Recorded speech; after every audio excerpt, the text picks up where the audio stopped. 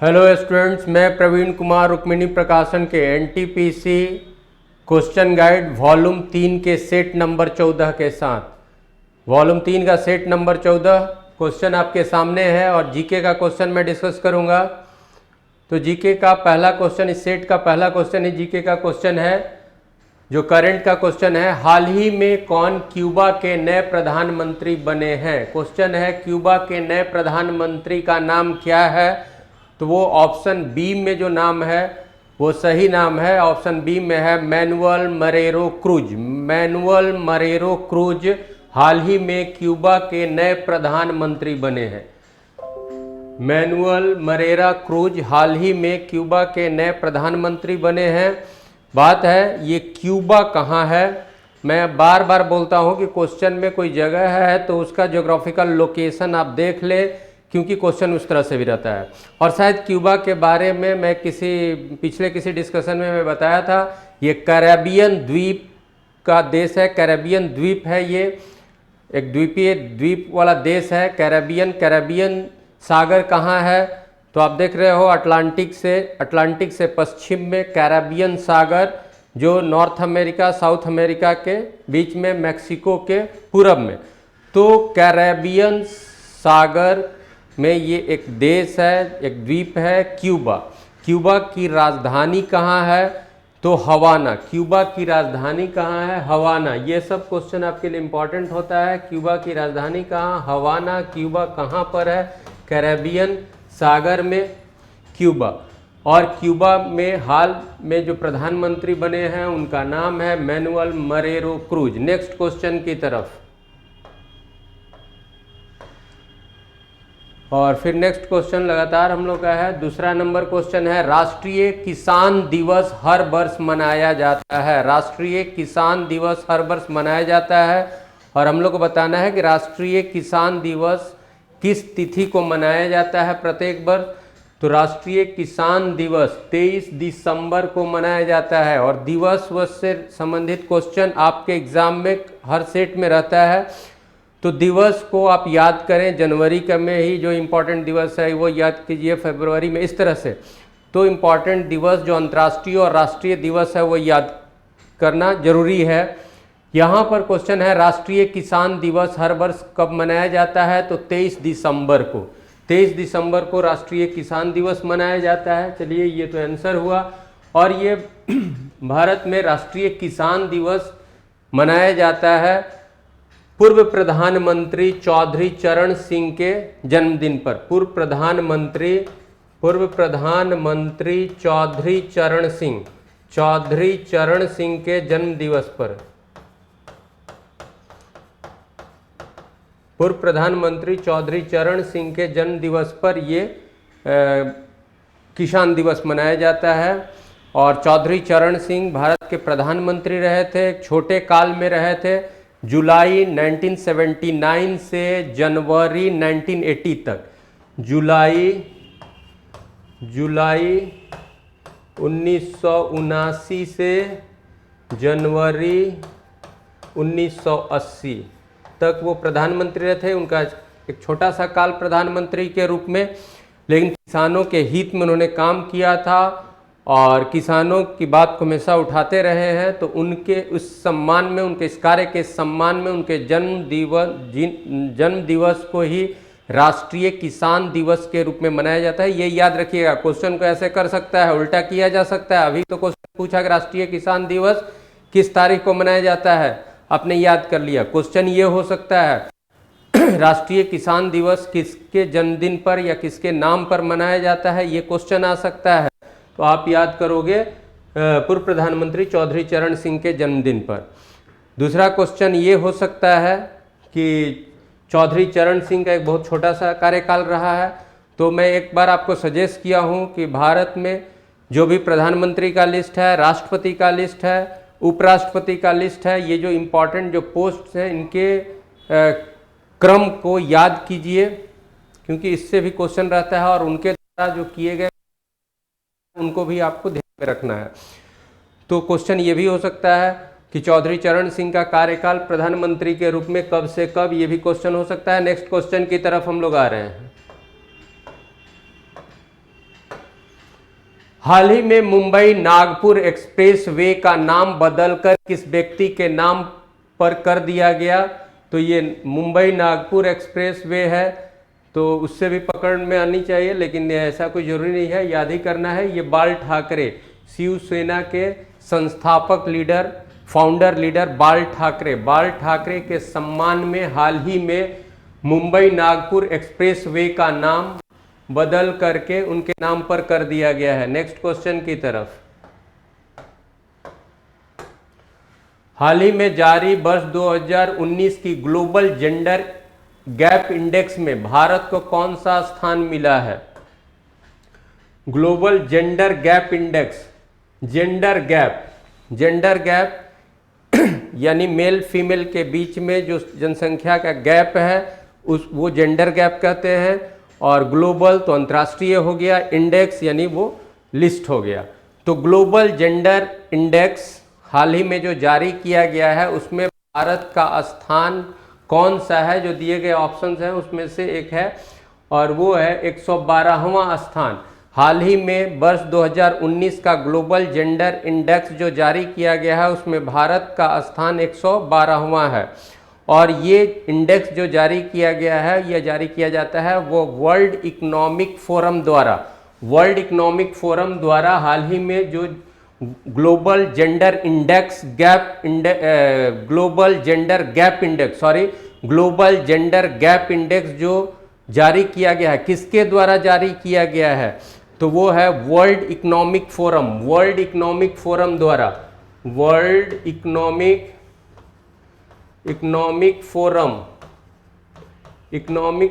द्वारा, इस संस्था द्वारा आपको ग्लोबल जेंडर गैप इंडेक्स जारी किया गया, और उसमें भारत का स्थान 112वां है। भारत का स्थान 112वां है। और कितने देशों, इस लिस्ट में कितने देशों को रखा गया? 153 देशों का जो इंडेक्स जारी किया गया उसमें भारत का स्थान। और ग्लोबल जेंडर गैप इंडेक्स में फर्स्ट स्थान जिसको मिला है, जो मिला है यानी सबसे ऊपर जो है, और जो ऊपर है यानी कि वहां पर गैप कम है, तो जो फर्स्ट स्थान पर है वो आपका आइसलैंड है। आइसलैंड कहाँ है ये फिर याद कीजिए, क्योंकि मैं बार बार कहता हूं जब भी कोई जगह, कोई देश का नाम है तो विश्व मानचित्र में वो कहाँ है ये देखिए। आपको बहुत फायदा होगा, बहुत सा आपकी जानकारी, और फिर बड़ा ही इंटरेस्टिंग भी हो जाएगा। तो यहाँ पर मैं बात किया कि 2019 के ग्लोबल जेंडर इंडेक्स में फर्स्ट नंबर पर कौन है? आइसलैंड। अब बात आ रही है कि भाई ये आइसलैंड जो है, ये जो देश है ये कहाँ है? थोड़ी सी क्यूरियोसिटी ऐसी होनी चाहिए। तो ये आइसलैंड जो है यूरोप का देश है। आइसलैंड जो है वो यूरोप का देश है, और उत्तरी अटलांटिक महासागर में यूरोप का देश है आइसलैंड। तो ग्लोबल जेंडर गैप इंडेक्स में आइसलैंड फर्स्ट स्थान पर है। कितने देशों का ये इंडेक्स है? 153 देशों का। उसमें अपने देश भारत का स्थान क्या है? 112वां मिला है। और सबसे नीचे जो है 153वां स्थान पर जो है वो यमन है। 153वां स्थान पर जो है लास्ट जो रैंक पे है, लास्ट जो है यानी 153वां 153rd पे जो है वो यमन है। यमन, फिर बात आती है, ये क्यूरियोसिटी हमेशा ध्यान में रखो, यमन फिर कहाँ है भाई? यमन कहाँ है? तो यमन कहाँ है? तो एशिया का देश है, सऊदी अरब के पास में, रेड सी से मिला हुआ यमन। तो इस तरह से मेरा एक सजेशन, बहुत हद तक ये आपको फायदा करेगा कि आप ज़्यादा टेंस नहीं रहो कि भाई ज्योग्राफी में कौन कहाँ है। जैसे जैसे न्यूज़ में या कहीं मिले ना, आप एक बार उसको वर्ल्ड मैप पर खोज लो, तो आपका नॉलेज इस मामले में, इस क्षेत्र में बहुत इन्हांस होता जाएगा। और फिर देखोगे कि करंट के जो कुछ न्यूज़ आएंगे ना वो आपके लिए इंटरेस्टिंग होते जाएंगे। मैं यहाँ बता रहा था कि 2019 के ग्लोबल जेंडर गैप इंडेक्स किसके द्वारा जारी किया गया, ये मैं अपने से बता रहा हूँ।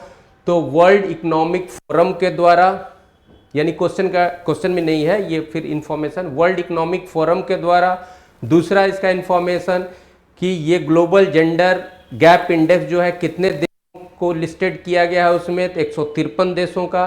क्वेश्चन हमारा था कि आउट ऑफ 153 भारत का स्थान किस स्थान पर है, 112वां पर। फिर आपके लिए ये चीज़ कि फर्स्ट रैंक पर किसको मिला है, इसमें फर्स्ट सबसे ऊपर कौन है, तो आइसलैंड। फिर बताया गया आइसलैंड कहाँ पर, और सबसे लास्ट में कौन है, यमन, और फिर बताया गया यमन कहाँ पर। नेक्स्ट क्वेश्चन की तरफ।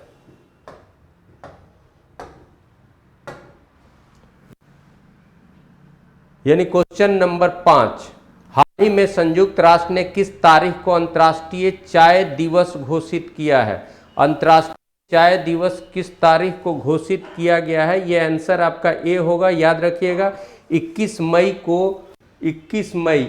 मई अंतर्राष्ट्रीय चाय दिवस के रूप में घोषित किया। तो यूएनओ के द्वारा अंतर्राष्ट्रीय चाय दिवस के रूप में किस तिथि को घोषित किया गया है, 21 मई को। 21 मई यानी 21 मई अंतर्राष्ट्रीय चाय दिवस।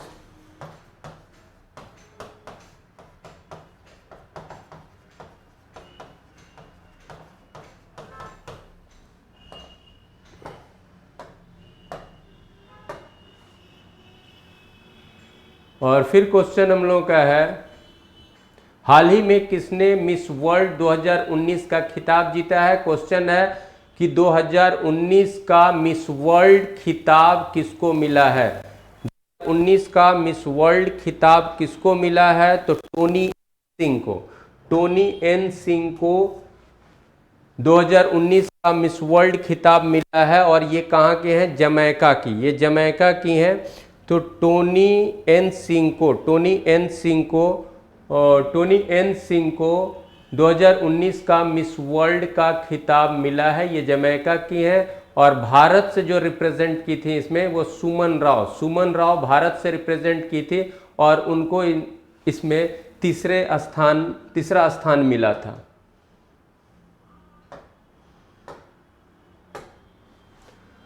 नेक्स्ट क्वेश्चन, 7 नंबर क्वेश्चन इस सेट का, मुद्रा के अवमूल्यन का अर्थ क्या होता है।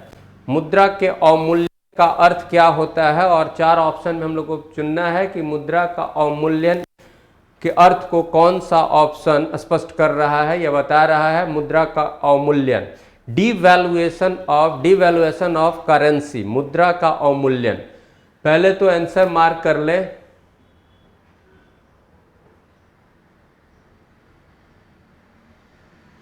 देखिए बाबू, इसमें आंसर आपका ए है, फिर इस पे हम लोग डिस्कस करेंगे। इसका आंसर ए हुआ, अंतर्राष्ट्रीय व्यापार में प्रयुक्त प्रमुख मुद्राओं की तुलना में मुद्रा विशेष का मूल्य घट जाना। मुद्रा विशेष, स्पेसिफिक करेंसी, किसी मुद्रा का मूल्य का घट जाना, मुद्रा का अवमूल्यन। ऑप्शन जो है उसके जो नियरेस्ट आंसर है ए। देखिए, मुद्रा का अवमूल्यन, मूल्य घट जाना सही है, लेकिन ये स्वतः घट जाना नहीं। मुद्रा का अवमूल्यन जो है एक स्टेप है जो किसी सरकार द्वारा अपने मुद्रा के प्रति उठाया जाता है। जब कोई सरकार अपनी मुद्रा का विनिमय दर, एक्सचेंज रेट जानबूझकर कम कर दे, तो इस कदम को डिवैल्यूएशन ऑफ करेंसी, मुद्रा का अवमूल्यन कहते हैं। फिर से इस बात को मैं रिपीट कर रहा हूं, जब किसी मुद्रा का विनिमय दर घटा दिया जाता है तो the action, the step is referred as devaluation of specific currency. तो वो जो एक्शन है मुद्रा का अवमूल्यन करना हुआ। तो भाई कोई सरकार जानबूझ करके अपने मुद्रा का मूल्य घटा देगी, ये थोड़ा सा अटपटा लग रहा है। मुद्रा का विनिमय दर क्या है, एक मुद्रा का के तुलना में दूसरे मुद्रा का क्या मतलब रेट बन रहा है। जैसे भाई कोई मुद्रा ए है, कोई मुद्रा बी है, ए का मांग ज़्यादा है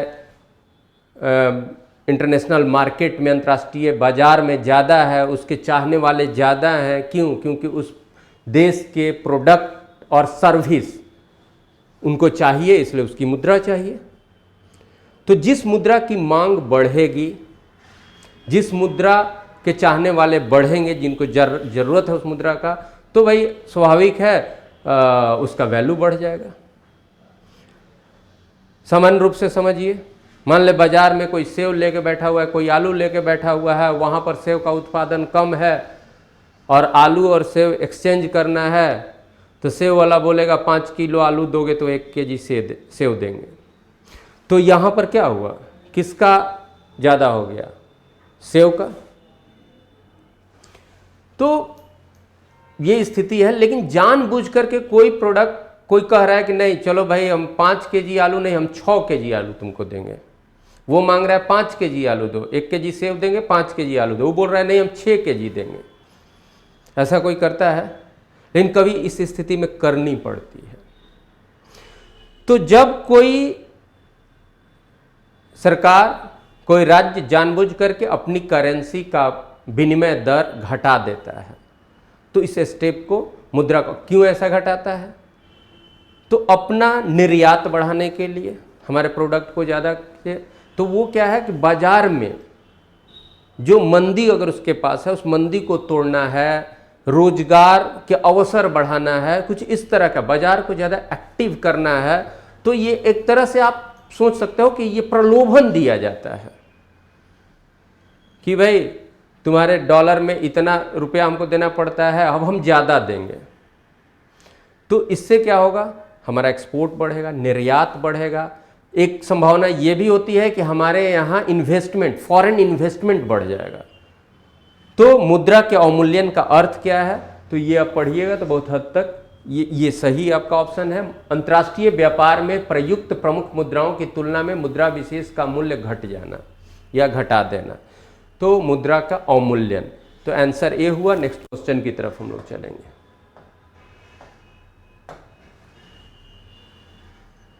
और फिर क्वेश्चन नंबर 11 आपका जीके का है। निम्नांकित में कौन सा आरंभिक जैन साहित्य का भाग नहीं है? तो थेरी गाथा। थेरी गाथा जो है वो बौद्ध साहित्य, तो थेरी गाथा नहीं है। थेरी गाथा बौद्ध साहित्य है। और बौद्ध साहित्यों को अधिकांश बौद्ध साहित्य जो है, ये चीज़ आप जानते भी होंगे, फिर से मैं बोल रहा हूँ, अधिकांश बौद्ध साहित्य किस भाषा में? अधिकांश बौद्ध साहित्य पाली भाषा में। इसलिए कहीं कहीं आप पढ़ोगे, ये नहीं मैं बोल रहा हूँ कि जो भी बौद्ध साहित्य है वो पाली भाषा में ही है, लेकिन अधिकांश बौद्ध साहित्य पाली भाषा में। और अधिकांश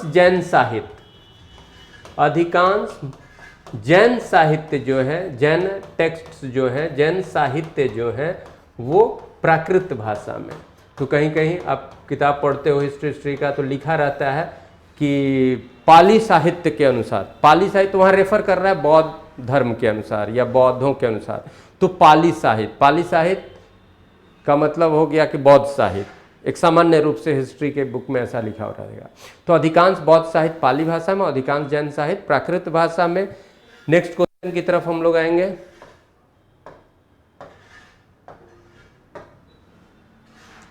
(1922) के सारा बंदी, यानी कोई कर नहीं देना, सभी टैक्स को, टैक्स देने से मना करना, अवॉइड करना, टैक्स नहीं देंगे, टैक्स देने को बंद करना। तो सभी बंदी, सारा बंदी अभियान का नेतृत्व किसने किया था? सरदार वल्लभ भाई पटेल ने। ये कहाँ से थे? गुजरात से सरदार वल्लभ भाई पटेल। ये कृषक आंदोलन का भी नेतृत्व किए थे। बाद में आप जानते हो बारदोली से जो कृषक आंदोलन, उसके नेतृत्व करता थे, उसके प्रमुख नेता थे भाई पटेल। और उसके पहले भी इन्होंने अंग्रेजों के विरुद्ध में कृषकों को ये तैयार किया कि कोई भी टैक्स हम नहीं देंगे, तो उसी को सारा बंदी कहा गया, कोई टैक्स नहीं देना। तो इस अभियान का नेतृत्व किसके द्वारा किया गया? सरदार वल्लभ भाई पटेल के द्वारा किया गया, जिनको लौह पुरुष कहा जाता है, जो हमारे स्वतंत्र भारत के प्रथम गृह मंत्री रहे। और देसी रियासतों का विलय करने में, भारत संघ में विलय करने में इनकी अहम भूमिका रही।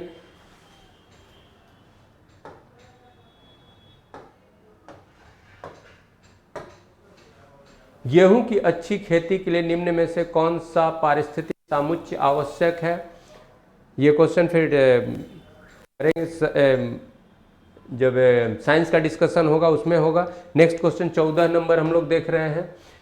मिलिंद पन्हो राजा मिलिंद और किस बौद्ध भिक्षु के मध्य संवाद के रूप में है? बहुत अच्छा क्वेश्चन है। नागसेन, आंसर होगा नागसेन। नागसेन बौद्ध विद्वान, एक प्रमुख बौद्ध विद्वान के रूप में नागसेन का नाम आता है।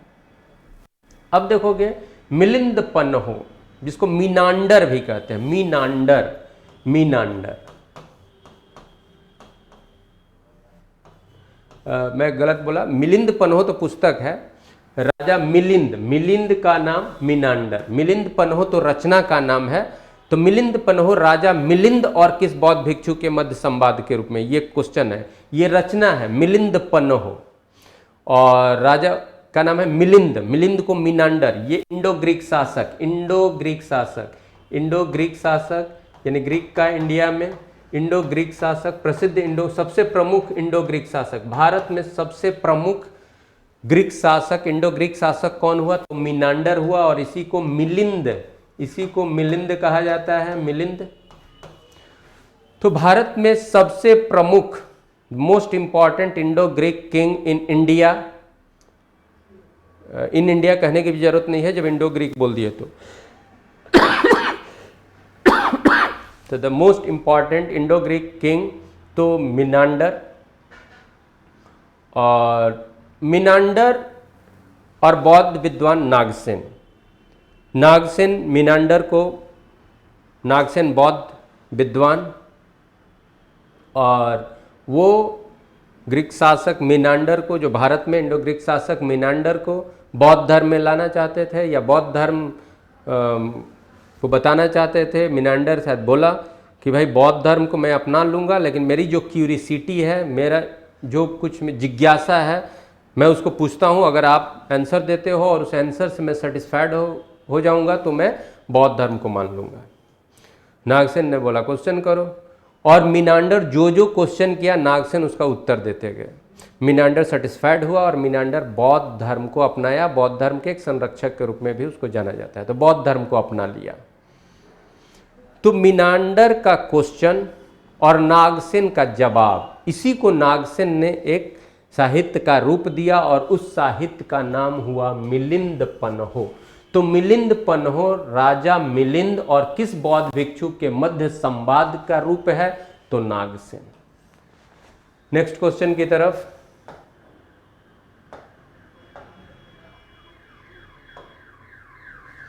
और फिर निम्नलिखित में कौन सा एक देश विश्व में ईंधन काष्ठ का सबसे बड़ा उत्पादक है?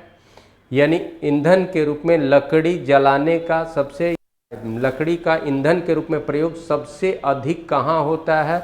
तो वो अपने भारत में होता है, वो भारत में होता है। तो ये जो क्वेश्चन हुआ इसमें आंसर हो गया भारत। निम्नलिखित में कौन सा एक देश विश्व में ईंधन काष्ठ का सबसे बड़ा उत्पादक है? लेकिन वो बात अब घट रही है, लकड़ी का को ईंधन के रूप में प्रयोग करने की बात अब धीरे धीरे हमारे यहाँ घट रही है। आप जान रहे हो कि अभी जो सरकार हमारी है अपने फर्स्ट टेन्यूर में ही 14 में आई, तो पहले कार्यकाल में ही 2016 में प्रधानमंत्री उज्ज्वला योजना, 2016 में प्रधानमंत्री उज्ज्वला योजना,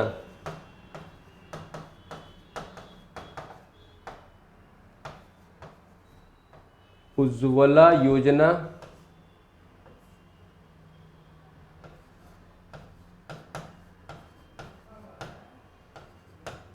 चलाया गया और इसका रिजल्ट बहुत कारगर रहा है, बहुत प्रभावकारी रहा है, और इससे उम्मीद है कि ये जो लकड़ी का जो ईंधन के रूप में प्रयोग है वो धीरे धीरे हमारे यहाँ न्यून हो जाएगा, कम हो जाएगा। नेक्स्ट क्वेश्चन की तरफ।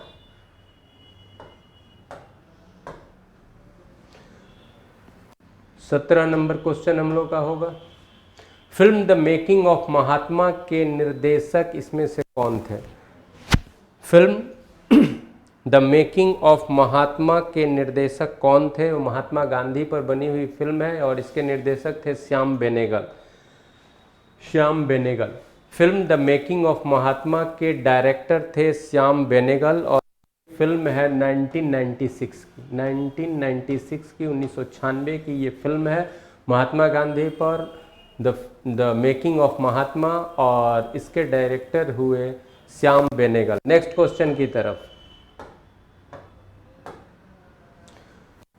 फिर क्वेश्चन नंबर 18 हम लोगों का है, निम्नांकित शास्त्रीय नृत्यों में किस एक में एकल शास्त्रीय नृत्य होता है? एकल, एक ही व्यक्ति का नृत्य होता है, तो मोहिनी अट्टम। मोहिनी अट्टम नृत्य जो है एकल शास्त्रीय नृत्य है। ये सब शास्त्रीय नृत्य का ही नाम दिया गया है। फिर ये याद रखोगे कौन कहाँ का, ये पॉपुलर है कि कुचिपुड़ी कहाँ, ओडिसी कहाँ, भारतनाट्यम कहाँ। तो निम्नांकित शास्त्रीय नृत्यों में किसमें एकल शास्त्रीय नृत्य होता है? तो वो मोहिनी अट्टम में। नेक्स्ट क्वेश्चन की तरफ। और फिर हमारा क्वेश्चन है 19 नंबर, एक खगोलीय एकक औसत दूरी है पृथ्वी और सूर्य के बीच, पृथ्वी और चंद्रमा के बीच, बृहस्पति। देखिए ये क्वेश्चन है जिसको एस्ट्रोनॉमिकल यूनिट, एस्ट्रोनॉमिकल यूनिट। तो भाई पहले इसका आंसर मैं बता दूं, पृथ्वी और सूर्य के बीच की दूरी को ही एस्ट्रोनॉमिकल यूनिट के रूप में यूज़ किया जाता है।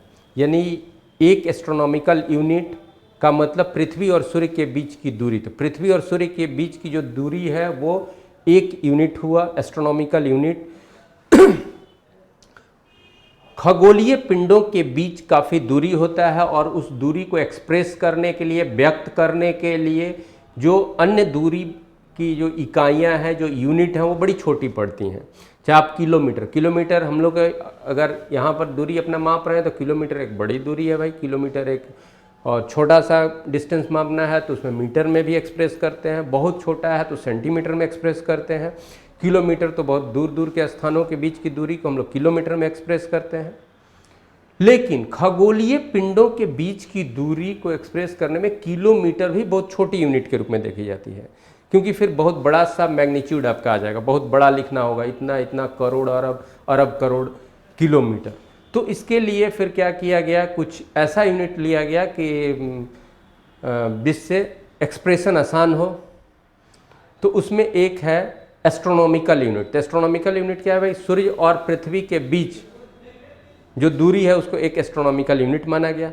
अगर कहीं लिख दिया गया 2 एस्ट्रोनॉमिकल यूनिट, 2 एस्ट्रोनॉमिकल यूनिट अगर लिख दिया गया तो इसका मतलब पृथ्वी और सूर्य के बीच की जो दूरी है उसका 2 गुना। इससे भी बड़ी इकाई के रूप में अगर लिया गया तो लाइट ईयर। लाइट ईयर क्या है? ये दूरी का इकाई है लाइट ईयर।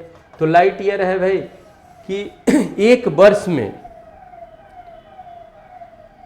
प्रकाश जितनी दूरी तय करती है उस दूरी को एक लाइट ईयर कहते हैं। अब आप ये भी याद रखोगे एक लाइट ईयर में कितना दूरी होता है इन टर्म ऑफ किलोमीटर। तो प्रकाश एक वर्ष में जितनी दूरी तय करेगी ये बहुत लंबी दूरी हो जाएगी, क्योंकि प्रकाश का स्पीड होता है 3 लाख किलोमीटर पर सेकंड। एक सेकंड में 3 लाख, एक सेकंड में 3 लाख। तो भाई 1 मिनट में, तो 1 घंटा में, तो 1 दिन में, तो 1 साल में 365 से भी कुछ ज़्यादा। तो इतना जो बड़ा होगा वो 1 लाइट ईयर होगा। तो मान लो कि 2 स्टार के बीच में जो दूरी है तो उसको भी बोला जाता है कि भाई इतना हजार, इतना लाख लाइट ईयर। तो वो बहुत बड़ी दूरी है। तो लाइट ईयर से भी बड़ा एक यूनिट लिया जाता है जो लाइट ईयर से भी बड़ा है, वो है पारसेक। पारसेक जो है, पारसेक भी डिस्टेंस मेजर करने का यूनिट है। सेलेस्टियल बॉडी के बीच में, खगोलीय पिंडों के बीच दूरी करने का पारसेक। और पारसेक जो है वो लाइट ईयर से क्या है? लाइट ईयर से क्या है? बड़ा है। और पारसेक जो है लाइट ईयर से बड़ा है। लाइट ईयर जो है एस्ट्रोनॉमिकल यूनिट से बड़ा है।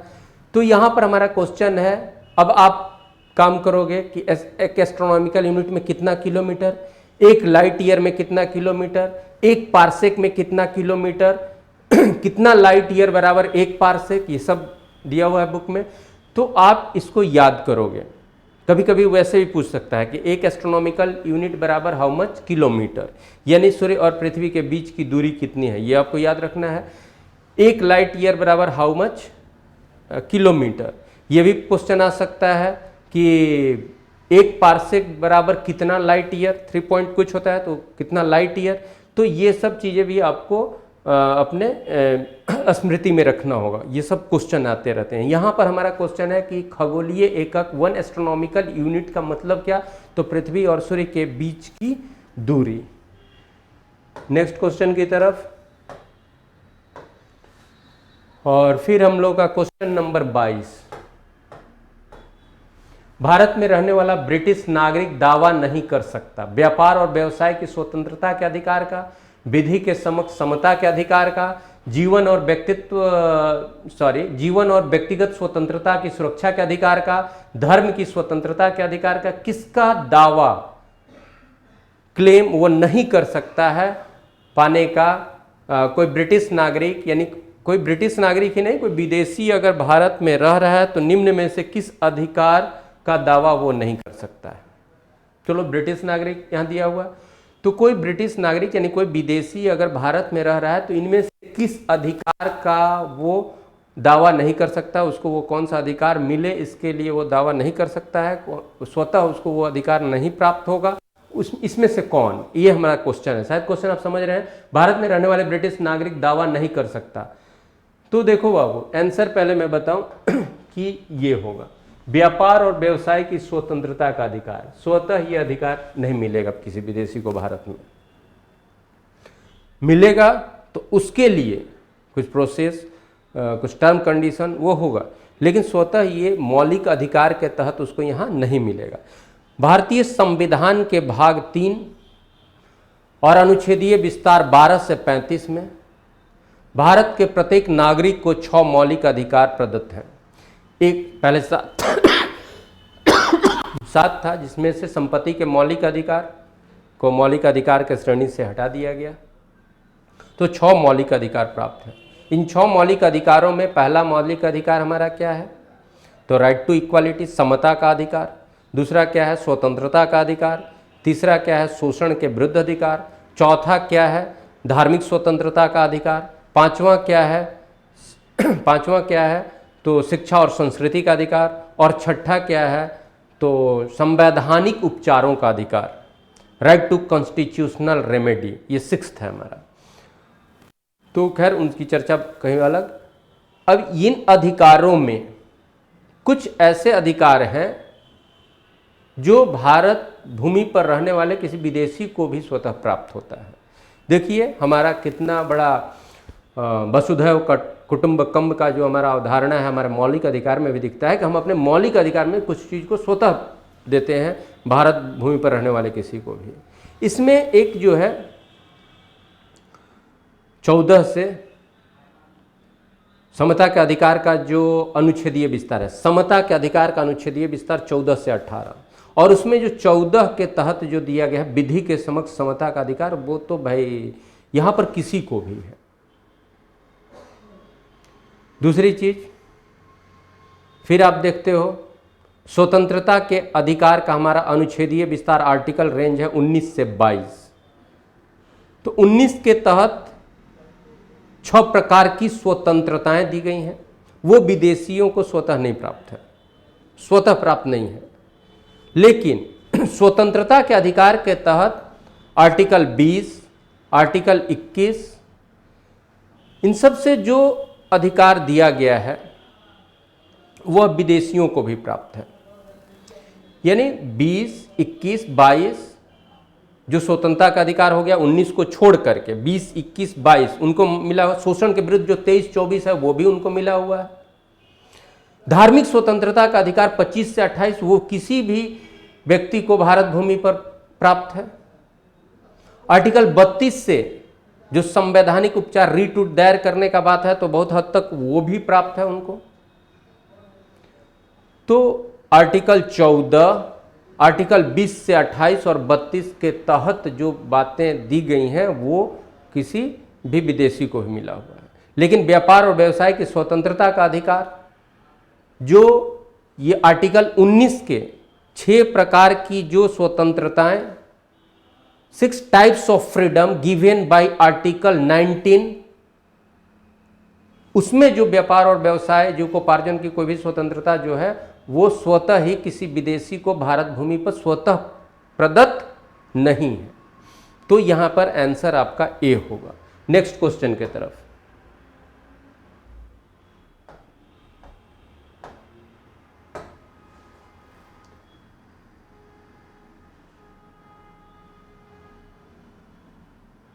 भारतीय संविधान मान्यता देती है केवल धार्मिक अल्पसंख्यकों को, केवल भाषाई अल्पसंख्यकों को, धार्मिक और भाषाई अल्पसंख्यकों को, धार्मिक भाषाई और नृजातीय अल्पसंख्यकों को। देखिए बहुत अच्छा क्वेश्चन, क्वेश्चन को आप समझेंगे। यहां पर क्वेश्चन हमारा यह है कि भारतीय संविधान द्वारा अल्पसंख्यक, माइनॉरिटी ग्रुप, माइनॉरिटी किस आधार पर, किस बेस पर माइनॉरिटी का दर्जा दिया जाता है। तो भारतीय संविधान द्वारा माइनॉरिटी का दर्जा दो आधार पर, धर्म और भाषा, या भाषा और धर्म। तो भाषाई अल्पसंख्यक और धर्म के आधार पर अल्पसंख्यक। किसी भूक्षेत्र में किसी भाषा विशेष बोलने वाले की संख्या कम है तो भाषाई अल्पसंख्यक होंगे। किसी धर्म विशेष को मानने वाले की संख्या कम है तो वो धर्म के आधार के अल्पसंख्यक होंगे, धार्मिक अल्पसंख्यक होंगे। तो भारतीय संविधान में अल्पसंख्यक को चिन्हित करना, अल्पसंख्यक का निर्धारण किस आधार पर, भाषा और धर्म के आधार पर। तो यहाँ आंसर हमारा सी होगा, धर्म और भाषा के आधार पर। और शिक्षा और संस्कृति का जो अधिकार है, शिक्षा और संस्कृति के तहत जो अधिकार है वो अल्पसंख्यकों को ही, एक तरह से अल्पसंख्यक वर्ग को ही क्या है, प्रोटेक्शन उससे दिया गया है।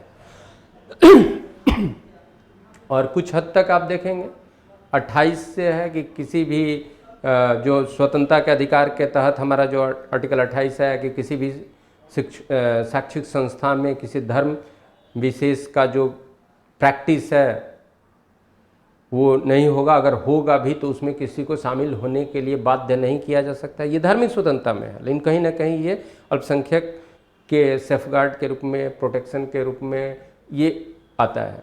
फिर आपको शिक्षा और संस्कृति वाला आप पढ़ेंगे 29-30, तो वो उससे बात पता चलेगा। तो अल्पसंख्यक का बात, अल्पसंख्यक का निर्धारण किस आधार पर, भाषा और धर्म के आधार पर। आप ये याद करो, अल्पसंख्यक का निर्धारण किस आधार पर भारतीय संविधान में, धर्म और भाषा के आधार पर।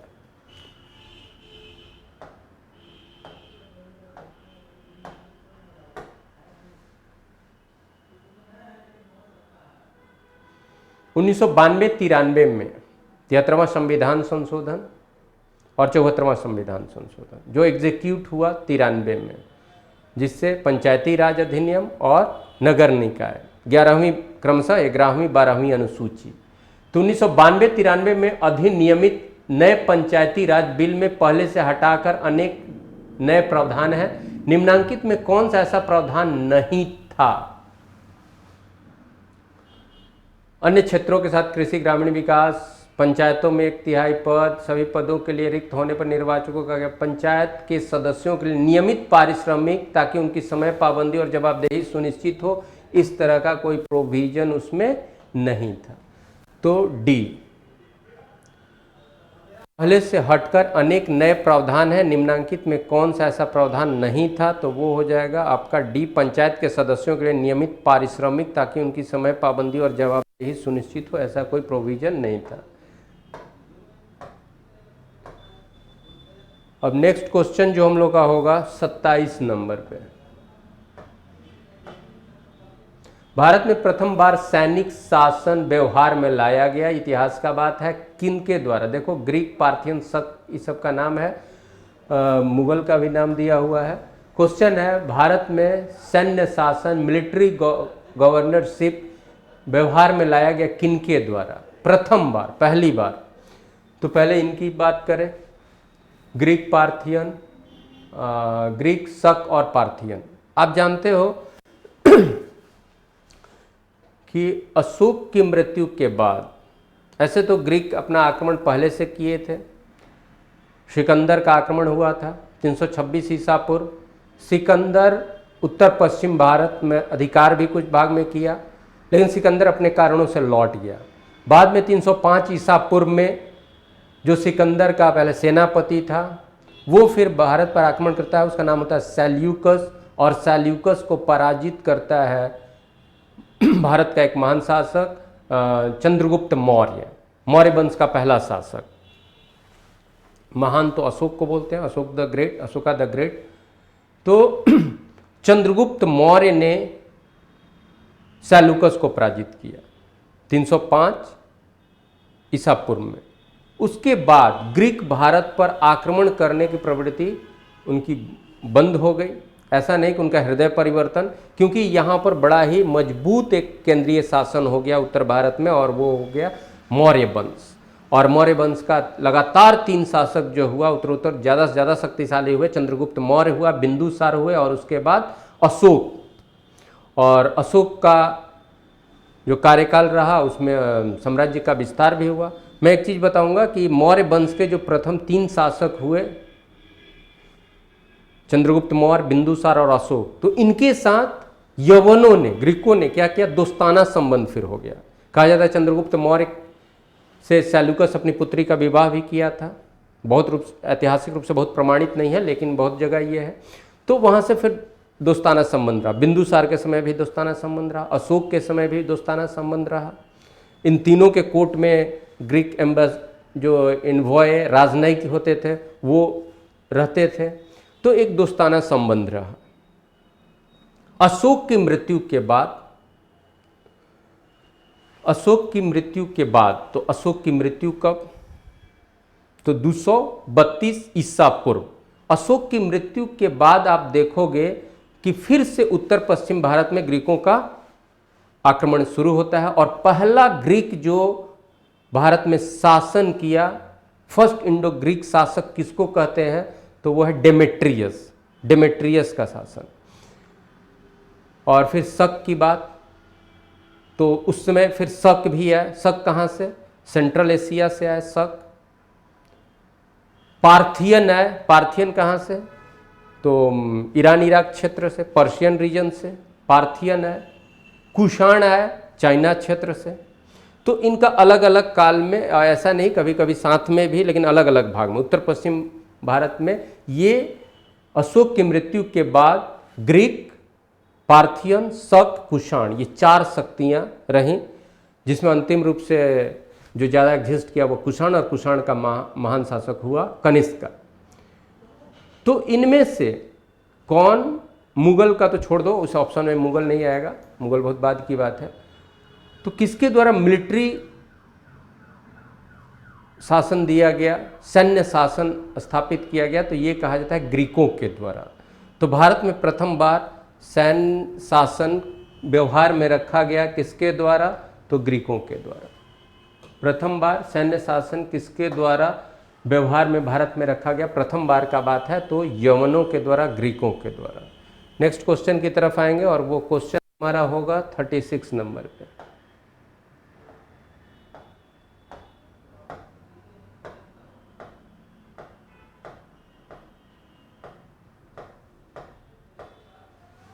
पद्मश्री पुरस्कार पाने वाली पहली भारतीय अभिनेत्री कौन थी, वो नरगिस दत्त।